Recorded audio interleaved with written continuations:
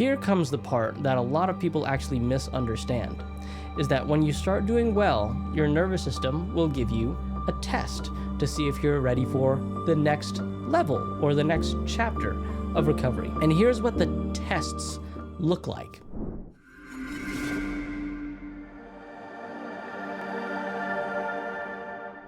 Hey Thrivers, how's it going? Coach Junior here from the CFS recovery team, and today in this video, we're going to be talking about how you might be actually getting better in recovery and not even realizing it and seeing it as a bad thing when you shouldn't be. Now, disclaimer, before I go ahead and get started with this video, I just wanted to quickly preface that I am in no way, shape, or form a doctor, mental health professional, or any type of specialist in that way. I'm just somebody that has happened to go through this condition, has gotten the privilege to speak to literally thousands of people at this point, have recovered, made it on the other side, and I'm taking all of the information that I've learned from those conversations and I'm giving it back to you in the form of a YouTube video in hopes that it will help you somewhere along your journey. Now, let's talk about this feeling of getting better, and you actually might be interpreting it as getting worse. Now, before I go ahead and get started with this, there is a little analogy that I always like to use when I explain this to my folks to hopefully better understand. Do you know when we were in school and we would learn a lesson in a book, right? And we would go through this book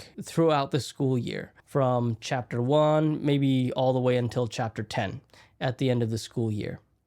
And within each chapter, you would take quizzes periodically just to make sure that the teacher knew that you were paying attention. And so you would take a first quiz, the second quiz, the third quiz, the fourth quiz, and then at the end, you would have a chapter 1 test. And that would be like a big test, big chapter 1 test for your studies. And then after chapter 1, we would move along into chapter 2.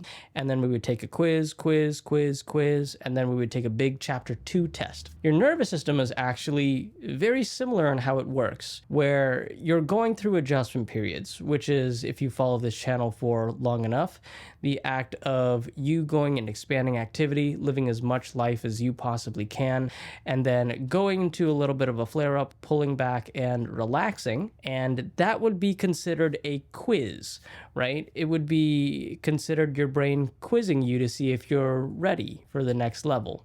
And so think of adjustment periods as like a quiz. It's like a quiz after quiz after quiz after quiz, because you're going through expansion, adjustment period, and then repeating the process. So you're going through expansion, adjustment period, adjustment period. And then what happens is your nervous system actually gives you a test soon afterwards, once you go through quite a few adjustment periods. Now, a test looks a little bit different than just a regular normal adjustment period. And here's the difference, is if you're going through a regular normal adjustment period, it's very clear what triggered the adjustment period. You could trace back the exact activity or whatever you did to trigger that adjustment period, right? And it's pretty predictable in terms of how long the adjustment period takes. It's pretty predictable in what type of symptoms you're going to have. So you feel like you kind of get a hang of this, right? Because you kind of know what's going to happen inside of an adjustment period. And now, here comes the part that a lot of people actually misunderstand,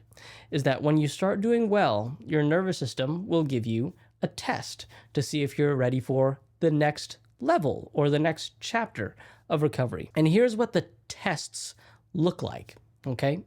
What the tests look like is it's going to be a bit of a bigger adjustment period. You'll notice that there's actually not necessarily a rhyme or reason or an event or something that you specifically did that you can link back to actually what caused this bigger adjustment period as well. The symptoms will be a little bit more challenging as well. You're going to experience symptoms that you've probably either never had before, or it's been a long time since you had them, or they're just new rotating symptoms that you've never experienced before. The adjustment period or the flare will last longer than usual as well. It will really test your mindset. It will really test your mental resolve.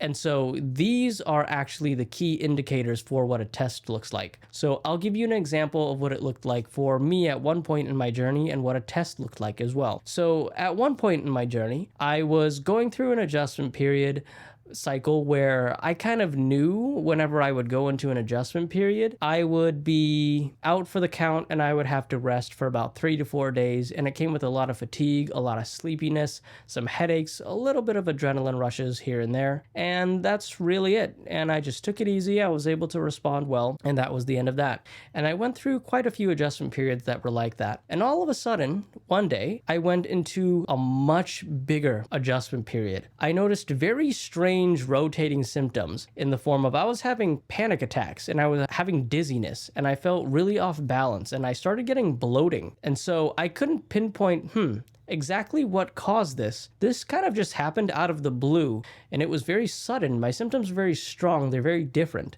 And instead of the usual 3 to 4 days that it would usually last me, this one lasted 3 to 4 weeks. So it was quite a large one as well. And then that's when I realized, oh, okay, this is a test. I'm about to go into the next chapter of my recovery. And so instead of freaking out, worrying, I understood that this was a test and I did my best with what I could in order to make it to the next level. And it did take quite a bit of time. These ones do shake my mindset as well, or they did shake my mindset back when I was in it. I had a lot of doubts sometimes. I had a lot of fears, but eventually you have to keep bringing yourself back to that idea of no, I can't lose myself in this. This is still a test. This is still a test. I gotta stay with it. I gotta stay with it.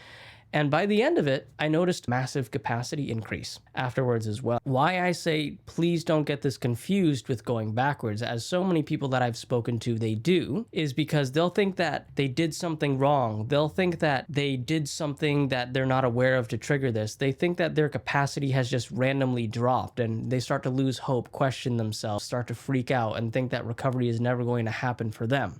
And that's probably the worst thing you can do in that situation because, as with nervous system work, the more you freak out, the worse it gets. And the higher chance you're going to have of not making any progress once you get through it on the other side. Okay? So that's my topic for today. If you're experiencing something like this or have experienced something like this, at least now you have a little bit more better knowledge and understanding around what is going on. Just like school, you'll take quiz, and then a big chapter test in order to move to the next chapter. This one too, you're going to have adjustment period, then you're going to have a big one in order to get to the next level. Okay? I hope this video helps some of you guys. I will go ahead and let you go. Thank you so much for watching. And if you need any extra additional help or some one-on-one coaching by either myself or anybody from the team, please feel free to click on the link in the description below, and I will see you next time.